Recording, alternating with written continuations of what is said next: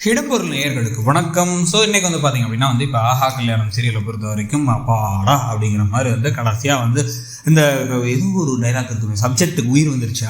அந்த மாதிரி தான் ராகவன் கடைசி நிமிஷத்தில் சூப்பராக ஒரு மாஸ் விஷயத்தை பண்ணிட்டார். அதுக்கு முன்னாடி கோடீஸ்வரி ஒரு செஞ்சதுலேயே கோடீஸ்வரி அவங்க பண்ண ஆக்ஷன், ஓவர் ஆக்ஷன் அதெல்லாம் தாண்டி ஒரு உருப்படியான விஷயம் செஞ்சாங்க. என்ன அப்படின்னா, நம்ம எல்லாத்துக்கும் கடுப்பை கொடுக்குற ஒரு கேரக்டர்னா அது ஐஸ்வர்யாவோட கேரக்டராக தான் இருக்க முடியும். ஐஸ்வர்யா உள்ளார டக்குன்னு இப்படி பூந்து என்ன இருந்தாலும் மகா பேசினது தப்புமா, இவரால் என் வாழ்க்கையும் போயிடும் போல இருக்கு அப்படின்னு சொல்லிட்டு பலார்னு விட்டாங்க. அவளை பற்றி நீ பேசுறியா, நீயே ஒரு அவள் போட்ட பிச்சையில் வாழ்ந்துட்டு இருக்க, உன் புதுசாக செஞ்ச தப்பால் இந்த வீட்டுக்குள்ளார வந்த அப்படின்னு எல்லாத்தையும் இழுத்துட்டு, அது மட்டும் இல்லாமல் வீட்டுக்காக ஒரு துரும்ப கூட நீ கிள்ளி போட்டதில் அவள் எங்களுக்காக உயிரை கொடுத்து எங்களை பார்த்துக்கிட்டு இருக்கா, அதுக்காக ஒரு பிரச்சனையாயிருக்கு, நீ எல்லாம் பேசுறியா அப்படின்னு 2 அறையை விட்டாங்க.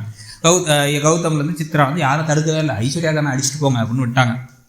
இதுக்கு பிறகு தசரதன் போயிட்டு டேரெக்டாக அவரும் வேற கேட்காரு, இதெல்லாம் நியாயமா மாப்பிள்ள அப்படின்னு சொல்லிட்டு கேட்டால் சூர்யா அதெல்லாம் இல்லை, உங்கள் பொண்ணு இந்த குடும்பத்துக்கு ஒரு கௌரவம் இருக்குது, ஒரு கட்டுக்கோப்பு இருக்குது, அதை தாண்டிட்டாங்க அப்படின்னு ஏதோ பெரிய மிலிட்டரி கேம்ப் நடத்துகிற மாதிரி பேசிட்டு கிளம்பி அவர் வெளில போக சொல்லுங்கள் அப்படின்னா, இந்த பக்கம் வேற தாத்தாவும் பாட்டி வேற எங்களால் ஒன்றுமே பண்ண முடியாது, நாங்களே பாவம், எங்களுக்கு ஒன்றுமே தெரியாது அப்படின்ட்டு இவ்வளோ பெரிய சாம்ராஜ்யத்தை நிறுவனதே அவர் தான், அவர் பேர் தான் எல்லாமே இருக்குது, ஆனால் அவரே பரிதாபமாக எல்லாம் பேசிகிட்டு இருக்காரு.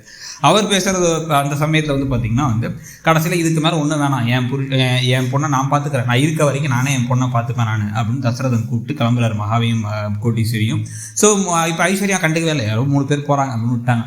3 பேர் வெளில மழை நடந்து போயிட்டே இருக்கும்பொழுது அங்கே ராகவனுடைய கார் நிற்கிது. ஏன் மருமகளை எங்கே கூட்டு போகிறதுக்கு நீங்கள் யார், தாரவாத்து கொடுத்ததுக்கு பிறகு இது என்னோட மகன், நான் தான் அவளுக்கு அப்பா மாதிரி அப்படின்னு சொல்ல ரகுவரன் வேறு எல்லா வச்சு சொல்லிட்டாரு. எதிர்த்து பேசின ஒரு காரணத்துக்காக வெளில அனுப்பிட்டாங்க. உடனே கொடுன்னு உள்ளார போயிட்டு என்ன நினச்சிட்டு இருக்காரு, அப்பா ஒருத்தன் இருக்கும்போது என்கிட்ட கேட்காம இப்படி முடிவெடுப்பியா, என்ன நடந்தாலும் பரவாயில்ல, என்னை எதிர்த்து பேசினா வீட்டை விட்டு வெளில போனால் போதும், பையனோட வாழ்க்கையை கேடு கேட்டால் போகணும் என்ன அப்படின்னு சொல்லிட்டு அகங்காரம் ஆகிப்போச்சா உனக்கு. இந்த பக்கம் ராஜலட்சுமி திட்டி சித்ரா உள்ளார போங்க, இல்லை மாமா என்ன நடந்துச்சுன்னு தெரியாமல் அப்படிங்கும்போது வாயை மூடு, எல்லாத்தையும் வைத்தறிச்சல்ல பண்ணிட்டு நீ ஏற்றி விட்டு தான் ராஜலட்சுமி இதெல்லாம் பண்ணிட்டு இருக்காளா, அப்பா அம்மா என்ன நீங்கள் 2 பேரும் பார்த்துக்கிட்டு இருக்கீங்க அப்படின்னு எல்லாத்தையும் பார்த்து கேள்வி கேட்க, உடனே இந்த சமயத்தை இந்த இவரும் தாத்தாவும் பாட்டியும் வேற ஒரு மாதிரி தலை குடிஞ்சு நின்று கடைசியாக பாட்டி இன்னைக்கு அவமானப்பட்டது மகா மட்டும் இல்லை, நாங்களும் தான், எங்களை ஒரு பொருட்டாவே கண்டு நினைக்கல சூர்யா, இவன் என் பேரனாவோ அவன் என் மருமகளாகவும் நடந்துக்கவே இல்லை, நான் செத்துட்டோம்னு நினச்சிட்டான் அப்படின்னு சொன்ன உடனே அவர் ஷாக் ஆகிட்டார் சூர்யா. அதோட இன்னைக்கு எபிசோட் முடியுது. ஸோ இன்னைக்கு எபிசோடை பற்றி நீங்கள் நினச்சிங்கிறத சொல்லுங்கள். தேங்க்யூ.